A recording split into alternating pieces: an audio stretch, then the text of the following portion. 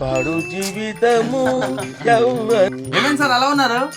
అదేరా శ్రీకాంత్ గారికి సుజాతకి తక్కువ మార్కులు వచ్చాయని ఫీల్ అవుతున్నట్టున్నాడు.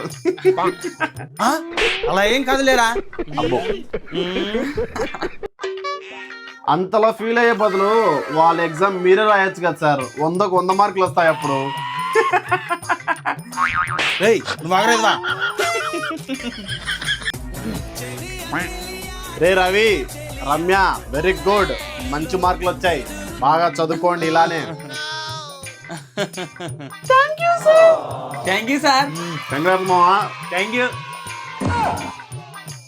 నాకు ఇప్పుడు అర్థమైందిరా సార్ ఎందుకు డల్ ఉన్నాడా అని.